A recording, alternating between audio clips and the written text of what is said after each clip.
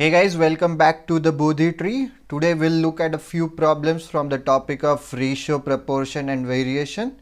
And like always, we'll start with a few basic problems before moving on to tougher problems. Right? So let's dive into the first question. Let's see what's given to us. In class A, the ratio of boys to girls is 2:3. So I hope you are familiar with the concept of ratio, basics, right? Very basics. 2:3 is nothing but you can say 2 divided by 3 as well, right? Basics. But how do we represent this? What do we mean by that the ratio of boys to girls in class A is 2:3? Suppose there are B boys and G girls. So ratio means B by G is nothing but 2/3. So how else do we represent this? There we can consider there to be a common factor between these 2 and 3, these two numbers, right? So the number of boys then will be 2x and number of girls will be 3x. Simple basics of ratio and proportion. I'm not doing anything different. This is the basics, right? So the boys in class A will be 2x and the girls in class A will be 3x. Simple basics. Let's move on to the next condition. What is given in class B, the ratio of boys to girls is 4:5. So this is for class A, right? Suppose BA and GA, and we have class B. So BB and GB. For class B will be 4x and 5x, right? No, you're not right, because we can't take the same factor as we have taken here, right? We are not sure whether the factor, factor between the common factor between these two numbers will be the same, right, in both the cases. So to maintain the generality, to maintain that we are not assuming anything, we'll take this as 4y and 5y. Simple. If the ratio of boys to girls in both classes put together is 3:4.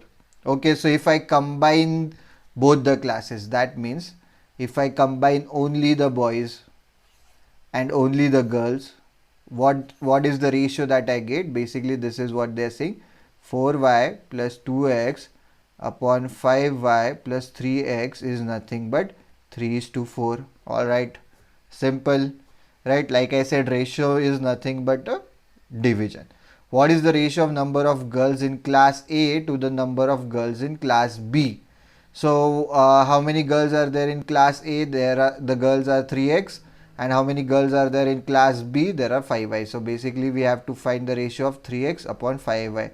Always remember to see what they are asking exactly, right? They could have even asked number of girls in class B to number of girls in class A. In that case we would have found out 5y upon 3x. Basics, right? These are some of the basics that you have to remember, because if you know the concept, if you know the method, and even then you do some silly errors and then make a fool out of yourself, you'll always blame yourself, right? That's the worst mistake that you can do. You know the method, you know the formula, you know everything about that problem, but you do some silly mistake. Maybe you didn't read the question properly. That always haunts you, right? Even after the exam, even after the results. If you miss your dream college or if your dream job, anything, because of a mark, and that mark was because you made a silly mistake, it will haunt you, right? So make sure that you don't do this silly mistakes. So we have to find out basically 3x upon 5y. So for this, what we'll do is we'll just cross multiply. So we'll get 16y plus 8x is nothing but 15y plus 9x. So basically we'll bring all the y terms to the one side, x terms to the other side. What I'll get is y is equal to x, right? X is equal to y. So basically if I substitute in here, if I substitute x with y or y with x, one and the same thing, we'll be able to cancel out this 2 from the division, because it's a division, and if I have a common factor in the numerator as well as denominator, I cancel it out, right? So the ratio that I'll get is nothing but 3:5. Simple question, basic question. The only thing that you need to understand is that you can't take these common factors to be the same, right? If we have to maintain that generality, that we don't have to assume anything, therefore we have to take x in one class and y in the other class. So obviously you can take other letters as well, but we start with x and y. So this was a fairly easy question, right? So maybe if we look at a lot of questions for this topic, this video might be a longer one, so we'll try to divide it into two parts. Let's look at second question. Let us look at second question. A sum of money is split among Aman, Sham and Manan. So I always love this kind of names wherein we have a unique initial letter, right? So we can definitely represent Aman with A, Sham with S and Manan with M. So that the ratio of the shares of Aman and Sham is 3:2 basically. So Aman gets 3x like we have seen in the first question. Sham gets 2x. Alright, while the ratio of the shares of Sham and Manan, okay, so Sham now gets, according to this condition, again we can't take same factors, so we'll get 4y over here and Manan will get 5y. But this 2x and this 4y has to be one and the same, right? Because in both the cases we have Sham, so Sham can't get different amount in one case and another different amount in the second case, so that amount needs to be the same. So we are going to equate 2x with 4y. So basically I'll get x is equal to 2y. So substituting x as 2y in this, I'll be able to convert everything in terms of y. So basically Aman's share then becomes 2y into 3, that is 6y.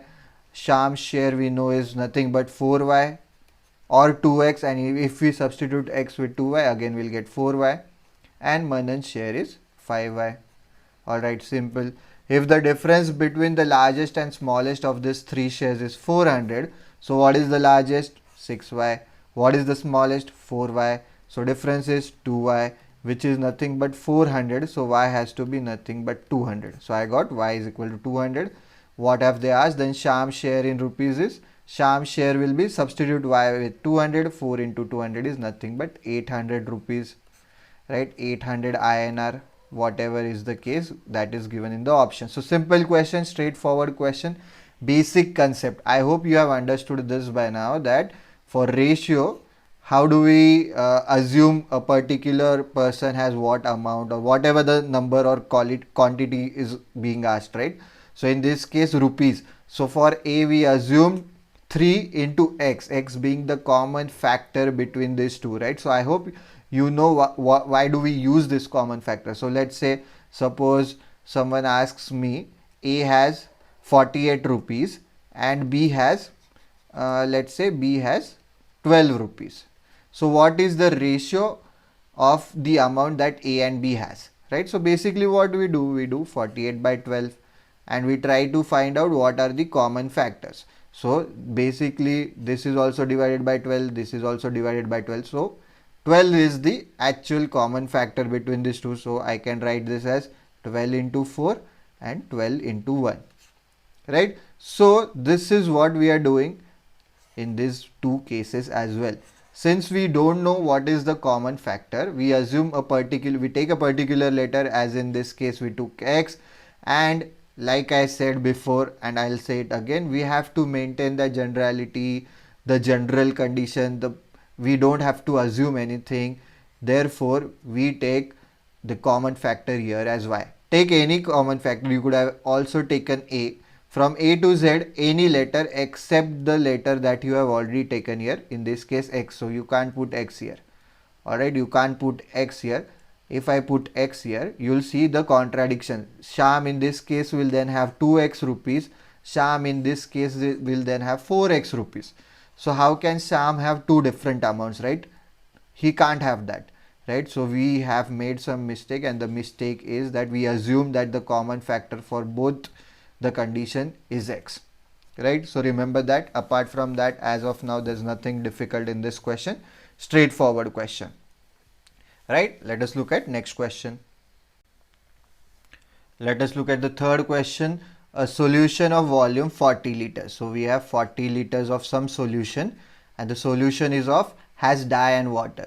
So this is total solution, right? Total amount, that is 40 liters, and this is divided among dye and water in the proportion 2:3. Okay, so basically what they are saying, suppose I have dye as 2x and water as 3x.